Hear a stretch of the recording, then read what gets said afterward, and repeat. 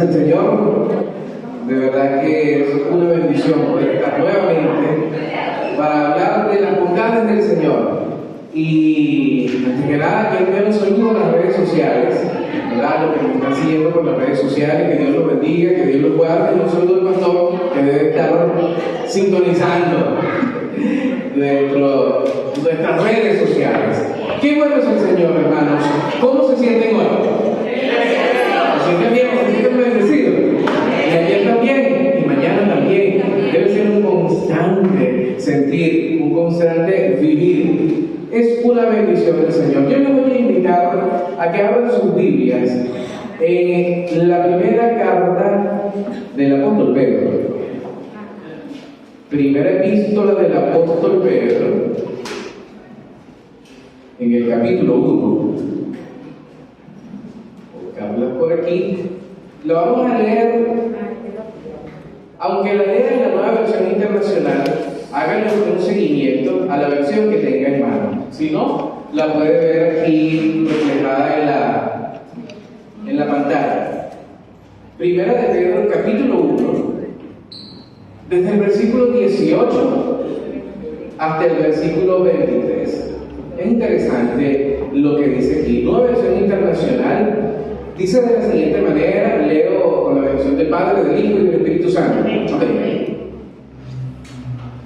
Como bien saben, ustedes fueron rescatados de la absurda vida que heredaron de sus antepasados.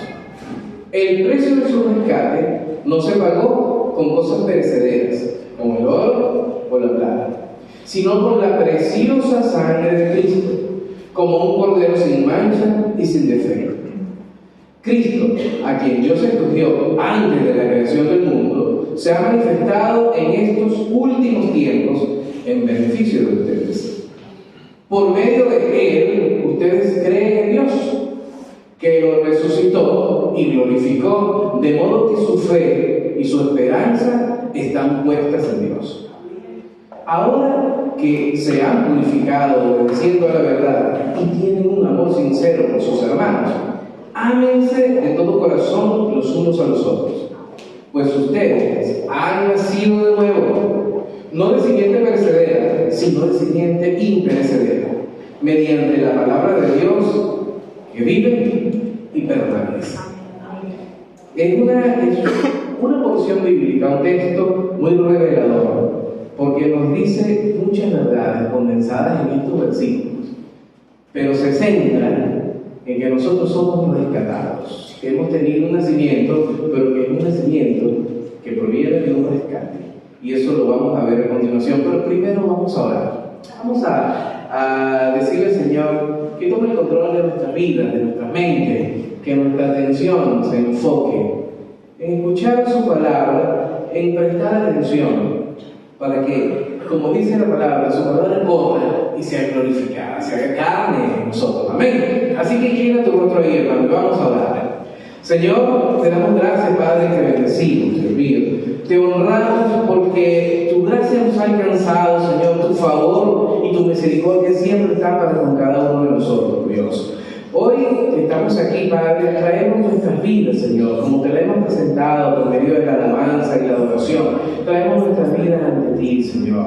Traemos así como Pablo y Silas cuando estaban allí y tú los rescataste, tú los libraste, Señor, tú rompiste las cadenas, Señor. Hoy pedimos que tú rompas las cadenas que atan de alguna manera nuestro proceder. Señor, que nosotros podamos vivir para ti, que nosotros podamos expresarnos para ti, que nosotros podamos hacer todo lo que hagamos, Señor, para ti, para honrarte y bendecirte, para dar pasos de santidad, Señor, para caminar este camino del Evangelio, que no es un camino fácil, pero que es un camino donde tú nos guías, que es un camino donde tu Espíritu Santo nos está guiando y nos está llevando a buen término, Señor. Así que te pedimos, Padre, que tu palabra corra en nuestras vidas, que sea glorificada, que nosotros no seamos oidores olvidadizos, sino hacedores de tu palabra, Señor. Habla conforme a la necesidad de cada corazón, a la necesidad de cada familia, de cada persona que esté representando aquí a su familia, a su hogar, Señor, y que podamos ser esa luz en medio de las tinieblas, Señor, pero que nuestra vida siempre esté escondida en ti. Así que te doy gracias en el nombre de Jesús. Amén y amén. Así que esta prédica tiene por título Rescatados para vivir prudentemente. Para vivir prudentemente.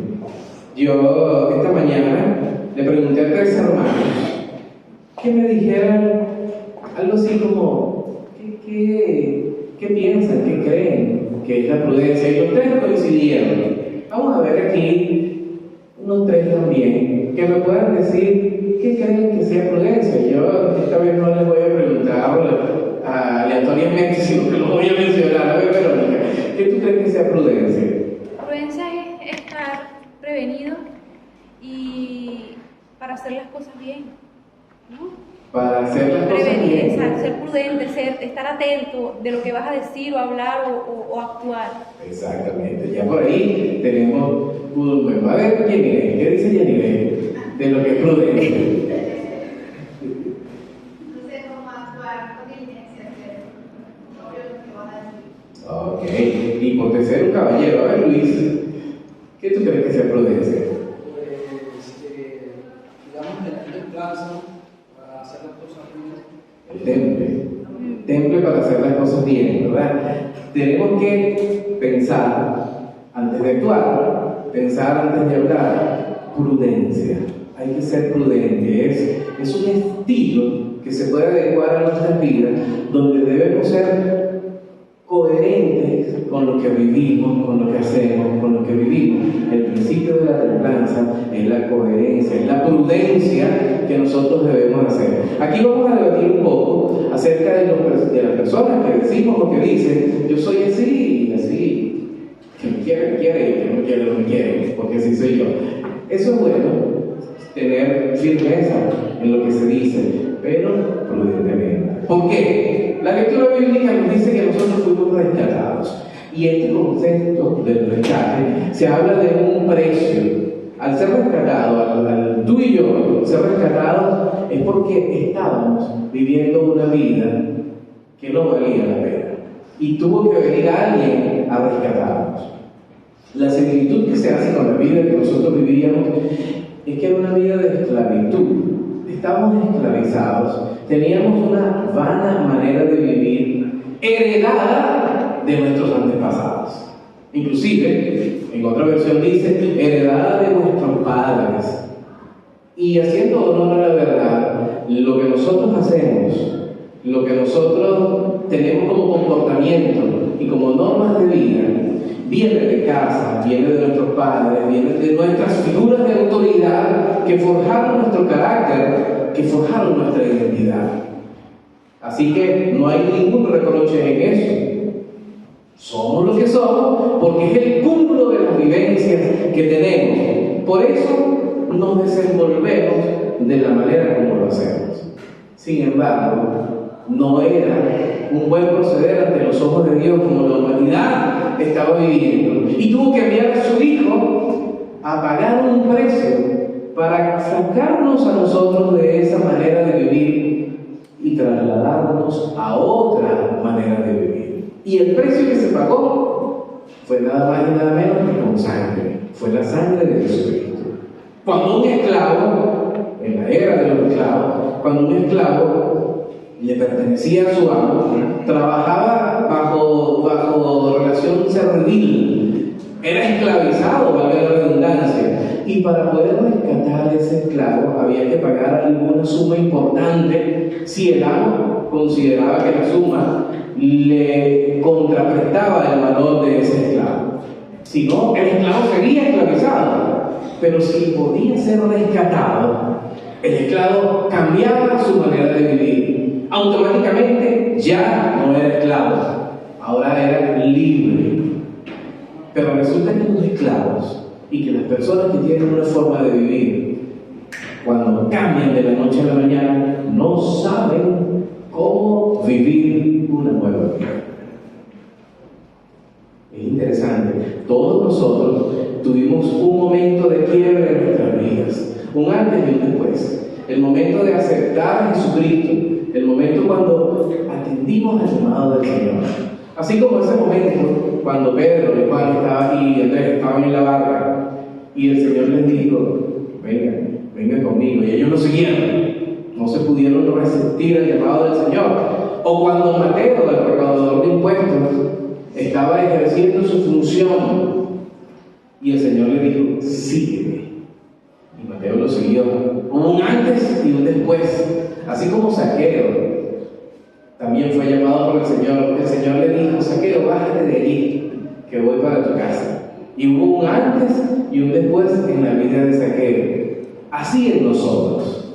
En algún momento atendimos al llamado del Señor, bien sea por nuestros padres, bien sea por un predicador, bien sea porque estábamos leyendo la palabra del Señor y nos redarguyó el Espíritu Santo, bien sea por algún ministro de Dios, por algún hecho, pero atendimos al llamado del Señor. Y hay un cambio. Y tiene que cambiar nuestra manera de ser, nuestra manera de vivir, pero no sabemos cómo vivirla. Eso me hace acordar a un hombre que dijo: la vida es tan bonita que cuando me di cuenta ya la había vivido. Y murió. Que no nos pase a nosotros eso, y mucho menos que no nos pase en Jesús. La vida en Jesús es hermosa, es bonita. No nos demos cuenta cuando ya nos quede el último aliento o el último suspiro. Entre tanto tengamos fuerza, entreguemos nuestra vida al Señor, porque nuestra vida fue comprada con un precio de sangre, somos rescatados. Ahora vamos a empezar una nueva vida. Ya estamos en una nueva vida, es la nueva vida en Cristo. Pero esta vida hay que vivirla como un principio, y es prudencia. El principio de la prudencia nos va a llevar a abrirnos caminos en la vida, a saber tener relaciones interpersonales con nuestro prójimo, o lo que es igual, lo que dice la Biblia: amémonos los unos a los otros. Eso es interesante, porque aceptamos a Jesús, lo reconocemos como nuestro Señor, como nuestro Salvador, y comenzamos a desandar. ¿Qué es lo que tenemos? ¿Cuál es nuestro manual de vida? Porque algo debe servirnos como manual de vida. Bueno, manual de vida lo tenemos en la Escritura bíblica. La Biblia es nuestro manual, es nuestra norma de fe y de conducta. Aprendamos entonces en la palabra del Señor. Está abierta, y gracias a Dios que está abierta para todos y cada uno de nosotros. Podemos indagar allí, podemos hacer lectura sistemática, podemos hacer lectura aleatoria, y podemos pedirle al Señor que nos dirija a través de su palabra cómo nosotros debemos vivir, qué debemos hacer. Y a medida que vamos conociendo la palabra del Señor, vamos conociendo al Rey de Reyes y al Señor de Señores, y tenemos como más ganas de crecer y de aprender. Es como cuando un niño nace. Cuando un niño nace, solo consume leche, pero en la medida que va creciendo, va consumiendo leche y otros alimentos hasta que va desarrollándose un ser humano que necesita de un alimento que lo haga crecer. Así nosotros necesitamos de la palabra del Señor para crecer y para empezar a vivir una vida con prudencia, una vida que nos permita tener bienestar, una vida que nos permita decir: soy hijo de Dios. Que podamos nosotros caminar con el Señor, que nosotros podamos conocer al Señor. Job dijo en un momento: mira, yo de oídas te había oído. Iba los domingos al culto, pues ya voy a hacer esto como que si fuera Job en este tiempo. Iba los domingos al culto y escuchaba que Cristo es grande, que Él es el Dios poderoso, que es nuestro creador, y cantaba los coros solamente de oídas, pero no lo vivía. Pero no pudo decir en un momento: mas ahora mis ojos te ven, yo te preguntaré y tú me responderás, tú me contestarás. Que nosotros también podamos decir: bueno, yo he escuchado del Señor, lo he escuchado en la iglesia y en uno que otro estudio, y veo que ahí entre los hermanos orando, pero quiero experimentar quiero preguntarle al Señor, quiero que me enseñe a vivir, porque es necesario que ya de una vez por todas nosotros comencemos a vivir una vida como cristianos, como hijos del Rey, como esos coherederos de la gracia que Cristo abrió para con cada uno de nosotros. Y hay 3 puntos sustanciales en una vida renovada, y lo vamos a ver a continuación. Cuando tenemos una vida nueva, debemos ver transformación, debemos ver transparencia y debemos ver frutos en una vida renovada. Si no, nuestra vida continuaría igual. Hay una película donde unos presos, una película protagonizada por Morgan Freeman, donde unos presos estaban viviendo en la cárcel, donde estaban cumpliendo su condena, y de pronto recibieron libertad. Uno se suicidó, se ahorcó, porque quería volver a casa, quería volver a la cárcel y se lo impedía. Quiso delinquir y no pudo, se suicidó. El otro quería volver a casa, quería volver a la cárcel, pero tuvo resiliencia, tuvo aguante y soportó, pero anhelaba volver a su casa. ¿Cuál era su casa? La cárcel. ¿Qué es lo que pasa con nosotros? Que cuando aceptamos a Cristo, si no damos pasos para conocer cómo vivir, queremos retroceder a lo que éramos. Y eso se ve, eso se percibe. Queremos retroceder a lo que antes fuimos, pero si empezamos a conocer al Señor, es como que si nos agarrara y nos llevara, y el Señor nos lleva hasta Él. Y nuestra casa ya no será esa vida pasada, nuestra casa será una vida por venir, una vida que hay que caminar, que hay que transitar junto al Señor, guiado por el Espíritu Santo. El Señor nos llama, nosotros no hicimos nada para que Él nos llamara, Él nos llamó, pero nosotros sí debemos dar pasos firmes en la vida nueva que vamos a emprender, en la vida que a partir de ahora vamos a vivir. Transformada, una vida transformada. Leamos lo que dice Colosenses capítulo 3, desde el versículo 8 hasta el versículo 10, porque es interesante. Dice así, que no es en la nueva versión internacional, sino en la versión Reina Valera: pero ahora dejad también vosotros todas estas cosas: ira, enojo, malicias, blasfemias, palabras deshonestas de vuestra boca. No mintáis los unos a los otros, habiéndoos despojado del viejo hombre con sus hechos, y revestidos del nuevo, el cual, conforme a la imagen del que lo creó, se va renovando hasta el conocimiento pleno. Qué interesante que diga hasta el conocimiento pleno, porque este crecimiento y esta renovación va ligado a nuestro entender, a nuestro entendimiento. A medida que vamos conociendo del Señor, vamos renovándonos y vamos creciendo y vamos dando pasos. De manera que debe haber una transformación, necesariamente una transformación. Éramos viejos, éramos viejas criaturas, ahora somos nuevos porque somos transformados por el poder del Espíritu Santo. Pero esa transformación no solamente debe ser de palabra, esa transformación debe ser de hecho, debe ser de acción, debe ser vivida y debe ser leída por todo nuestro entorno. Somos transformados por el Señor. Cuando se habla de transformación, ¿qué se nos dice inmediatamente aquí? Que se quite la ira de nosotros. La ira es una emoción básica, todos tenemos esa emoción. Está la ira, la tristeza, la alegría, el miedo.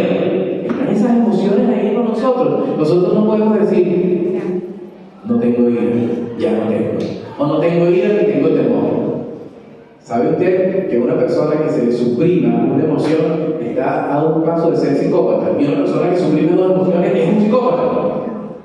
Entonces, no es que nos convirtamos en psicópatas para nada.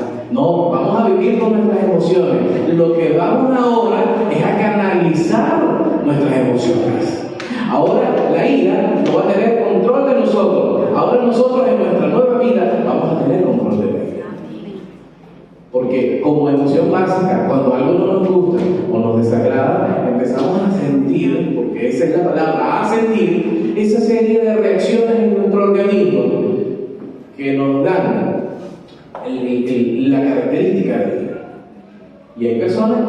gusta estar airado, les complace estar airado, y se justifican diciendo que es una reacción del organismo. Pero es que la Biblia nos dice, quítese la ira, o sea, controle su ira. Si estás muy bravo porque tu esposa, o porque tu esposo, o porque tu hijo, o porque el trabajo, o por lo que sea, controla esa rabieta, hablándolo en criollo, hablándolo aquí entre nosotros. Vamos a controlar esa rabieta, porque sentimos rabia, sentimos molestia, sentimos ira, pero podemos controlarla.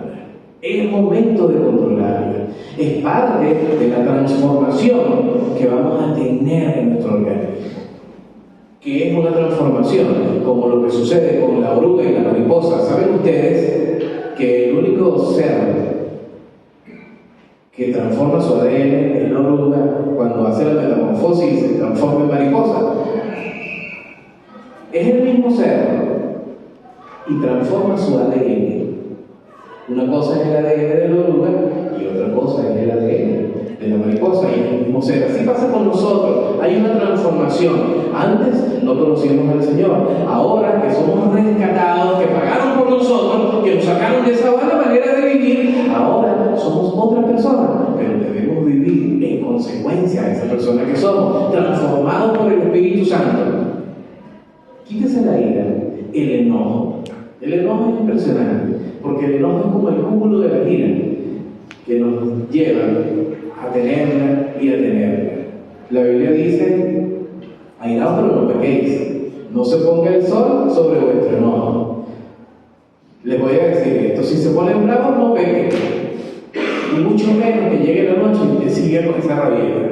No puede ser que cuando peleamos entre esposos, cuando discutimos, vayamos a pasar la noche molestos también. No puede ser que cuando un tío nos ofende, una tía nos ofende, pasemos toda una vida molestos con ese tío o con esa tía. No puede ser. En nuestra vida anterior sí, pero en esta vida no. En esta vida hay algo que nos tiene que impulsar a nosotros dejar esto. Quítese de usted, quítese de mí la ira, el enojo, la malicia. Y antes hablábamos en la mañana una simbología, un ejemplo de malicia. Y por ejemplo, cuando una persona sabe que hay que hacer algo, pero le oculta a la otra persona lo que hay que hacer, está actuando con malicia. Por ejemplo, debemos llegar a las 3 de la tarde a un sitio, y usted sabe que ya faltan 10 para las 3, pero usted le dice: no le voy a decir, lo voy a dejar así, que llegue tarde. Total, siempre es lo mismo. Eso es actuar con malicia. Actuar con malicia, debemos nosotros quitar la malicia de nuestra vida, y a veces provoca, porque claro que provoca actuar con malicia, pero ¿qué debemos hacer? Con prudencia, quitar la malicia de nuestras vidas. Ese dice fácil, pero en el momento de la verdad es una lucha poder quitar la malicia de nuestras vidas. Las blasfemias. Hay gente que habla de las potestades superiores de Dios, de los ángeles de Dios, de Jesucristo, como que si fuera cualquier cosa. No, Señor. Nuestro Dios es el Dios creador de todo el universo, y Jesús es el Rey de Reyes y el Señor de Señores. Y cuando nos dirigamos a Él, tenemos que dirigirnos con reverencia, con temor. Hay gente que dice: Dios me tiene que hacer esto porque soy su hijo. Y no, que equivocado, a punto de blasfemar. No se puede blasfemar, no se debe blasfemar. Ahí hemos escuchado expresiones como: no acepto, no por respuesta de parte de Dios. Eso es una insolencia, de verdad que es una insolencia. Pero nuestra vida humana anterior hacía que nos expresáramos de las potestades superiores como que si nada, como que si fueran, dicen en mi país, como que si hubieran jugado metra juntos. Y no es así. Es el Dios Todopoderoso. Calle delante de Él toda la tierra, dice la Escritura. Entonces debemos estar con reverencia. La reverencia es una actitud que muestra la transformación de un cristiano, que muestra que esa vana manera de vivir se quitó de nosotros. Inclusive hay un mandamiento que dice: no tomarás el nombre de Dios hermano. Quizá ese mandamiento es bueno recordarlo nosotros en este tiempo, porque no tomar el nombre de Dios hermano era no tomarlo hermano. Nosotros inclusive hasta se nos cae algo y decimos, ay Dios mío, y creemos que es como una muletilla. ¿Por qué? Porque somos cristianos. Y como somos cristianos creemos que tenemos como esos derechos de hablar de las potestades superiores como que sin nada, ¿verdad? Y queremos estar aprendiendo y haciendo y deshaciendo y todo, pero debemos hacerlo en nombre, en lugar, en nombre, embajador de Jesús. Ese es el lugar que se nos confiere a nosotros. Pero debemos tener mucho cuidado con eso. Y con palabras deshonestas, con palabras que nos incitan a engañar, con palabras que nos incitan a mentir. Todo eso debe ser quitado de nuestra vida y debe ser ese proceso de transformación que nos duele, que no nos agrada, porque quizás queremos quedarnos como éramos antes, quizás un poco desafiantes, ¿no? Ahora tenemos que desafiar a la tiniebla, tenemos que desafiar al reino de la tiniebla. Para eso somos llamados, para destruir tinieblas, para avanzar con Cristo, para derribar los argumentos de los que se levantan contra la verdad y pedirle al Señor que lleve todo pensamiento cautivo a la obediencia de Jesucristo. Para eso sí somos llamados, para eso sí, pero no para otro tipo de desafío. Así que en nuestra vida la transformación debe ser un elemento que indica que vivimos con prudencia. Y un segundo elemento que indica que vivimos con prudencia es una vida transparente. Es una vida que no tiene nada que esconder. Es una vida que está allí, dispuesta para ser vista, para ser captada. Vamos a ver qué dice la Escritura bíblica en 2 de Corintios, capítulo 3, desde los versículos 2 hasta el 6. Porque esto es muy interesante. Capítulo 3, desde el versículo 2 al 6. Nuestras cartas sois vosotros, escritas en nuestros corazones, conocidas y leídas por todos los hombres, siendo manifiesto que soy carta de Cristo expedida por nosotros, escrita no con tinta, sino con el Espíritu de Dios vivo, no en tablas de piedra, sino en tablas de carne del corazón. Y tal confianza tenemos mediante Cristo para con Dios. No que seamos competentes por nosotros mismos para pensar algo como de nosotros mismos, sino que nuestra competencia proviene de Dios, el cual asimismo nos hizo ministros competentes del nuevo pacto, no de la letra, sino del espíritu, porque la letra mata, mas el espíritu vivifica. Y lo que habíamos dicho esta mañana, conozco a un pastor muy amigo de nosotros, se llama John Freddy, por cierto, que nos decía, la mucha letra mata la ignorancia. Y es que este contexto nos está hablando de carta, de recomendación, de lo que es una referencia personal. Nuestras cartas somos nosotros mismos. Nuestras cartas sois ustedes, sois vosotros mismos, para conjugarlo correctamente. Esa es nuestra carta. ¿Qué quiero decir con esto? Que a veces nosotros decimos que yo soy un cristiano para la gloria y la honra del Señor. Como dice la palabra, este pueblo de labios me honra, pero su corazón está lejos de mí. ¿Por qué? Porque lo que decimos con nuestra boca verse en nuestra vida, debe verse en nuestro hogar. Nuestro hogar es el tribunal perfecto donde todo vamos a pasar. Tal es nuestro hogar, así somos nosotros. Lo que se refleja en nuestro hogar es lo que nosotros somos. Entonces, cuando seamos vasos de honra para el Señor, debemos ser vasos de honra reverentes al Señor, tanto de labio como de hecho. Y esto es una realidad. Somos esa recomendación. Hay personas que para poder trabajar necesitan recomendación. Y si la recomendación viene de alguien que tiene un nivel de importancia y un peso superlativo en la sociedad, es mejor. Yo le puedo hacer una carta de referencia a mi hermano Miguel, pero si la carta de referencia te la hace un alcalde, es mejor para ti. Y si te la hace un gobernador, es mejor para ti. En la medida que alguien haga una referencia para que tú te presentes ante la sociedad, es mejor, porque tienes una referencia, tienes una carta, un aval. Dicen que en algunos países te muestran una chapa, ¿verdad? Como hacen los policías, te muestran la chapa. Tienes algo con que presentarte. En la iglesia pasaba esto, pasaba que venían hermanos y decían, mira, yo soy el hombre que cuando pasa la tierra tiembla. Yo soy este hombre y yo soy esa mujer que cuando habla se estremece. Ok, pero muéstramelo no con palabras, muéstramelo en tu casa. Muéstramelo si tus hijos tiemblan con reverencia y con obediencia cuando se les muestra un precepto de autoridad. No, yo sé que la casa es una cosa y la iglesia es otra cosa. Pues no, la Biblia nos manda a que nosotros somos la carta leída. Lean en mí, lean en ti lo que es el Evangelio.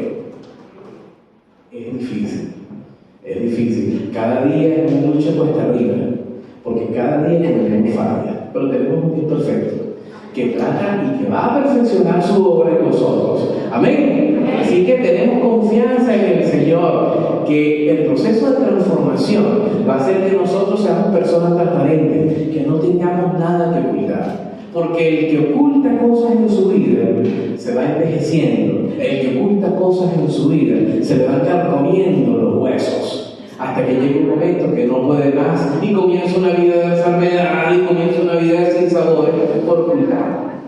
Quizá un secretico o un secretote.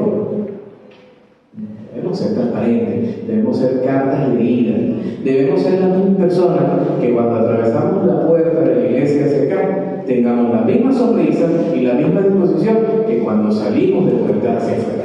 Que somos el hermano aleluya, Dios te bendiga aquí adentro, pero que también somos el hermano aleluya, Dios te bendiga allá afuera. Porque generalmente aquí adentro somos aleluya y afuera somos ayayay. Entonces debemos tener cuidado con eso, pero no porque es un cuidado de cuidarnos, de andar con mucha precaución, no. El cuidado de nosotros mismos es caminar con el Señor, vivir conforme a los preceptos del Señor, hacer que nuestra vida sea transparente, que llegue, que sea leída, que cuando usted le pueda decir a una persona, Cristo vive y Cristo reina, la persona diga, Cristo reina, pero ¿dónde?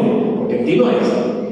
Entonces que nosotros sí podamos decir, Cristo vive y Cristo reina, porque en mi vida lo testifica.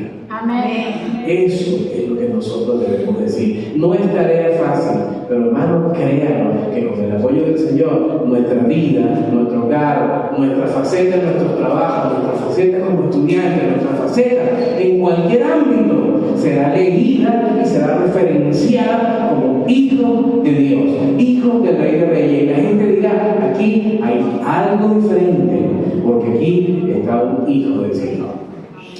Ahí, a esa medida nosotros debemos llegar, a esa estatura nosotros debemos llegar. Y eso es poniendo empeño de nuestra parte, pidiéndole al Señor, Señor, ayúdame. Y el Señor te ayudará. ¿Cuál es nuestro ayudador? El Espíritu Santo de Dios. El Señor Jesús dijo, a ustedes les conviene que yo me vaya, porque si no me fuera, el otro consolador no vendría. Pero si yo me voy, vendrá el Consolador y nos guiará a toda la verdad. Así que tenemos la palabra del Señor y tenemos el poder del Espíritu Santo que nos consuela y que nos guía hacia toda la verdad, para nosotros poder ser personas transformadas y personas transparentes, que vivamos una vida acorde a lo que debe ser un cristiano o una cristiana. Y esa vida transparente, esa vida transformada debe dar sus frutos.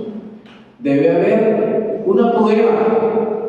Hay gente que dice, muéstrame algo, dame una prueba. Usted mismo o usted misma, si alguna vez sintió estar embarazada, usted quería tener una prueba, aunque la prueba la tuvo en la medida que pasaron los días, pero era necesaria una prueba de gravidez para saber que estaba embarazada, porque habían los síntomas, había la sospecha, pero se necesitaba una prueba. En nuestra vida también debe haber una prueba. Debe haber fruto. Leamos lo que dice Juan capítulo 15 y versículo 16. Esto es interesante porque se habla el Señor Jesús haciendo esa referencia a la vid, a las uvas, donde Él es la planta principal y nosotros somos esos gajos, esos pámpanos que están allí. Y en medio de esa lectura dice así, versículo 16 del capítulo 15 del Evangelio de Juan: no me elegisteis vosotros a mí, sino que yo os elegí a vosotros, y os he puesto para que vayáis y llevéis fruto, y vuestro fruto permanezca, para que todo lo que pidierais al Padre en mi nombre, Él os lo dé. Y esta expresión del Señor Jesús me gusta mucho, me conforta, y espero que ustedes también me conforten, porque a diferencia de la palabra enviada a los Gálatas, la palabra enviada a los Gálatas era un mandato expreso de un apóstol diciéndole a una persona: desechen las obras de la carne y den fruto del Espíritu. Aquí está diciendo: lleven mucho fruto para que todo lo que piden al Padre yo lo dé. O sea que aquí tenemos hasta una promesa. Debemos llevar fruto. ¿Qué fruto debemos llevar? Bueno, si se quita de nosotros la ira, el enojo, las palabras deshonestas, la blasfemia, cualquier cantidad de cosas que hacíamos antes, ahora debemos reflejar otra cosa. Ahora debemos reflejar amor, gozo, paz, paciencia, bondad, benignidad, mansedumbre, templanza y fe. Que contra tales cosas no hay quien se ponga. Contra tales cosas no hay una ley, porque el que hace y el que actúa de esa manera es una persona aceptada, tanto en los anales de la sociedad como aceptada por el Señor, porque es el resultado de vivir una vida en Cristo Jesús.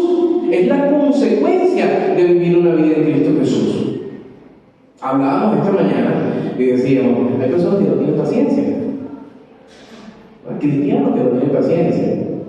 Y es bueno expresarlo con toda transparencia. Mira, mi paciencia es muy cortica, mi paciencia consta de 2 minutos, 120 segundos, porque así soy yo. Sí, o no soy muy benigno con las personas, porque hay personas que no se lo merecen, y la benignidad es la amabilidad, la manera de tratar a los demás. Hay personas que dicen: como yo fui tratado en mi casa, así como me trataron a mí, así como se trata a un hombre, así trato yo a los demás. No tengo por qué andar por ahí con sonrisitas, ni estar por ahí con nada de eso. No, Señor, así fui tratado yo. Eso es símbolo, es síntoma de que no se está viviendo en Cristo Jesús. Porque cuando se vive en Cristo Jesús hay fruto. No elegimos nosotros, no fuimos nosotros los que dijimos: ya, Señor, anótate ahí que llegué yo, el que faltaba. No. Él nos llamó a nosotros, vio nuestras miserias y nos llamó. Pero nos llamó para que lleváramos fruto, para que viviéramos en Él. Y la consecuencia de vivir en Él se viera reflejada en nosotros, que tuviéramos mansedumbre. Nosotros como hijos, nosotros como padres, cuando recibimos una pequeña exhortación, un regañito, vamos a decirlo así, un pequeño regañito, no nos ponemos pero enfurecidos, ¿verdad? Por un regañito. Bueno, hay que recibir ese regañito o esa exhortación con mansedumbre. Nosotros no podemos molestar ante palabras que nos digan, por supuesto. Y debemos también ver qué tanto tiempo vamos a estar molestos, y si nuestra molestia tiene una razón. Pero mucho más que la razón está el conocimiento de Dios, el pleno conocimiento de Dios, que nos dice que nosotros debemos actuar con mansedumbre, con amabilidad.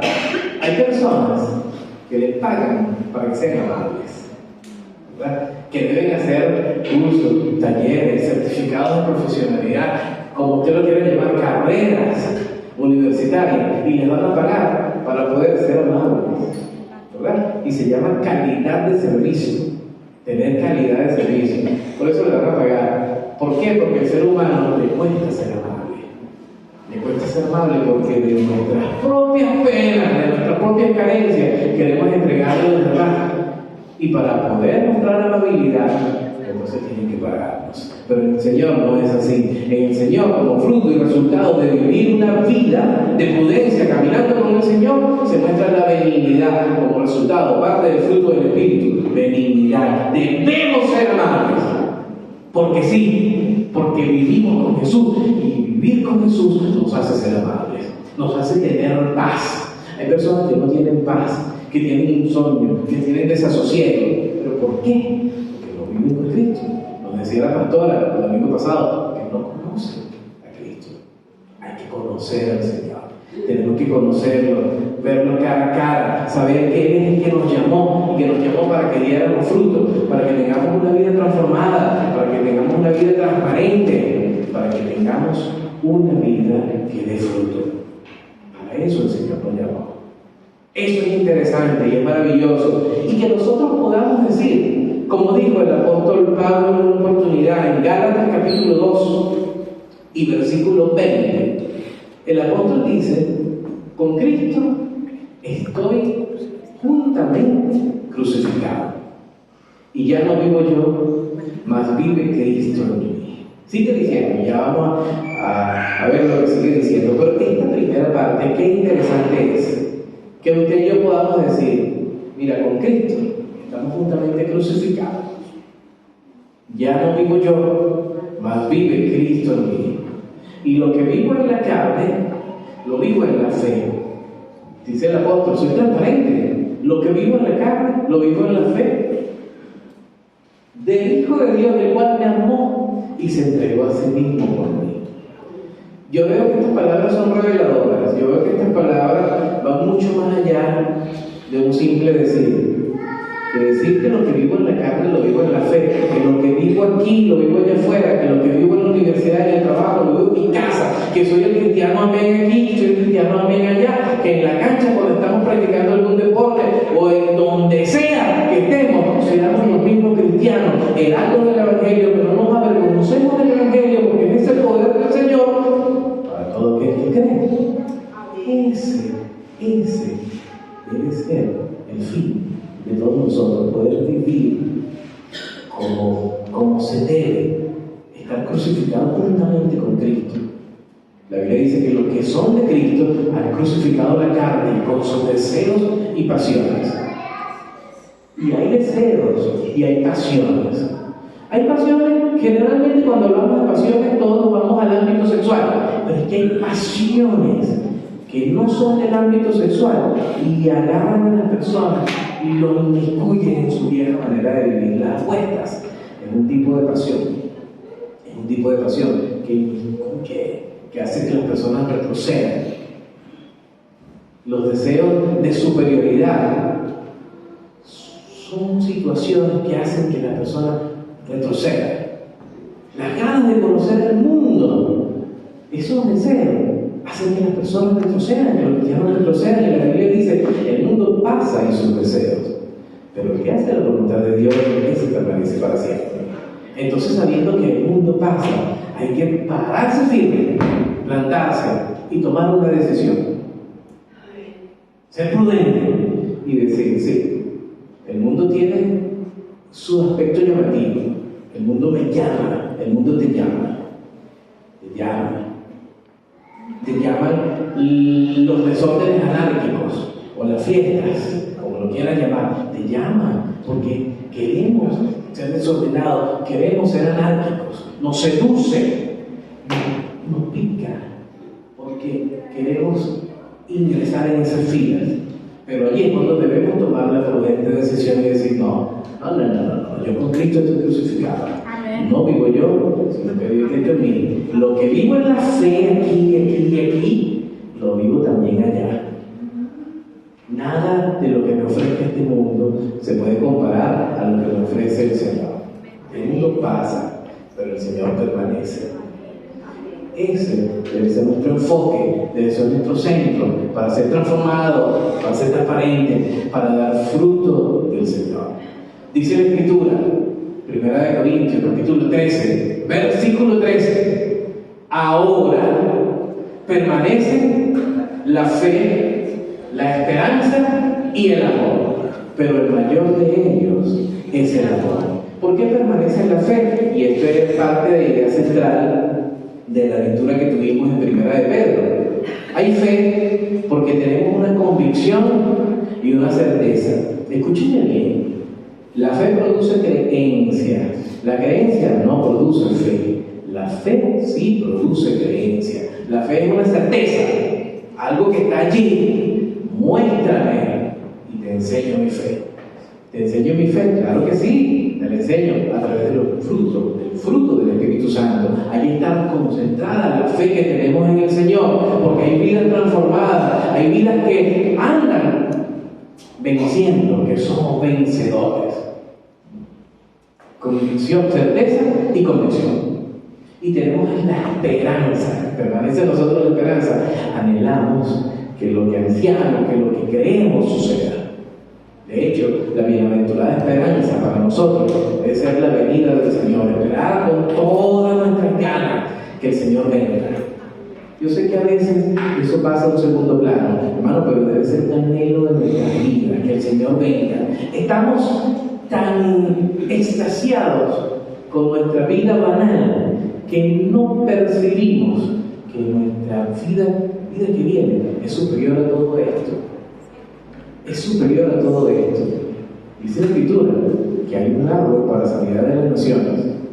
Eso es interesante, provoca indagar, ¿verdad? Que hay unas calles de oro y hay un mar de cristal en una ciudad santa. Eso provoca indagarlo, porque yo estoy seguro que si usted estuviera en estos momentos, ya, aquí, dentro de 5 segundos les doy, y estuviéramos frente a la Torre Eiffel, todos estuviéramos tomando selfie o nos estuviéramos tomando fotos. ¿Verdad? ¿Por qué? Porque es un lugar bonito, porque es un lugar histórico, porque es algo que todo el mundo tendría. Si estuvieran frente a las pirámides de Egipto, estuviéramos tomando una foto y le dijéramos, pónganse ahí, tomamos una foto, por favor, ¿verdad? Estuviéramos porque estábamos en un sitio que no. Pero leemos en la Biblia que hay una ciudad que tiene un árbol que da 12 frutos, hay una ciudad que tiene calles de oro y mar de cristal, que hay una ciudad donde habita el Rey de Reyes. Y nos pasa como desapercibido. Más bien quisiéramos ir rápidamente al Señor. Quiero ir a esa ciudad, quiero estar allí. Esa ciudad tiene un propósito. La Biblia dice: yo voy a descender del cielo, la ciudad santa, ataviada como una novia para su esposo. Eso debería llamarnos la atención. Pero ¿qué nos llama la atención a nosotros? Nos llama la atención la última obra arquitectónica, el último de los aparatos de esto, para no mencionar marcas. Eso sí nos llama la atención. ¿Por qué? Porque todo es uno.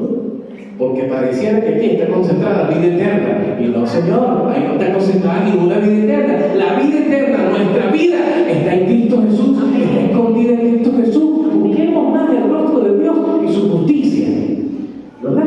El reino del Señor. Cuando de situaciones económicas se trata, le digo al Señor a sus discípulos: busquen primeramente el reino de Dios y su justicia. Amén. Que lo demás y las carencias económicas de vestido, calzado, vivienda sean suplidas si la buscan primero.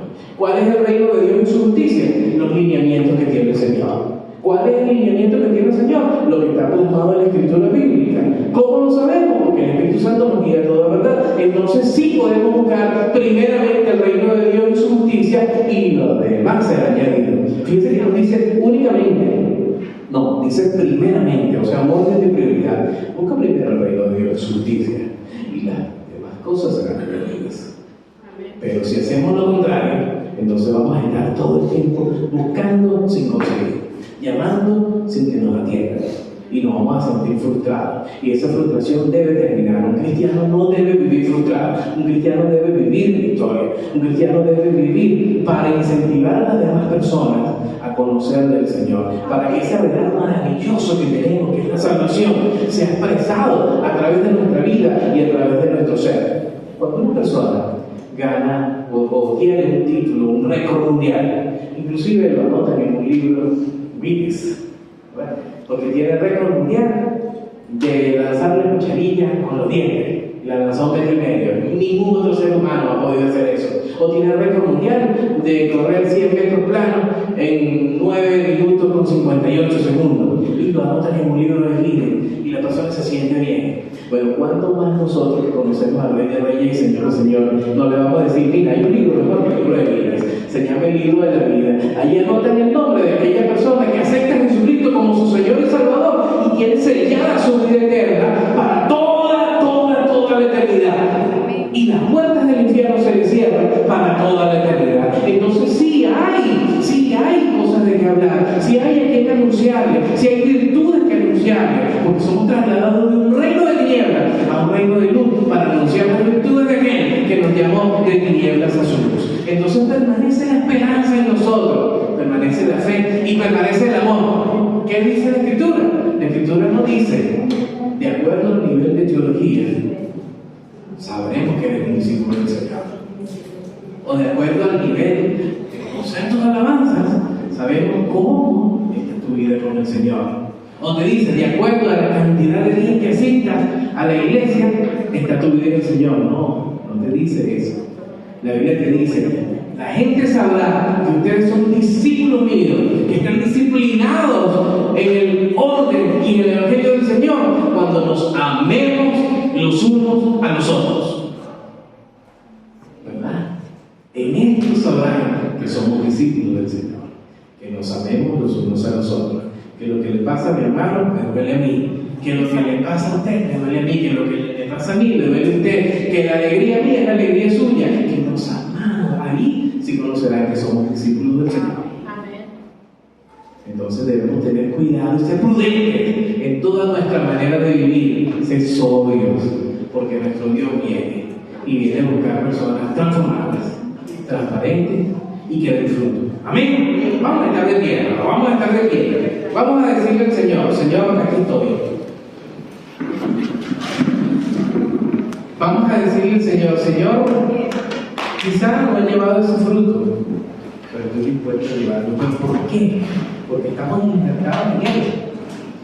Lo que nosotros podamos hacer por nuestra fuerza queda atrás. La Biblia dice, se lo dice a través del profeta, o sea, capítulo 4, versículo 6, no es con fuerza, no es con fuerza, no es con fuerza, sino con el Espíritu Santo del Señor.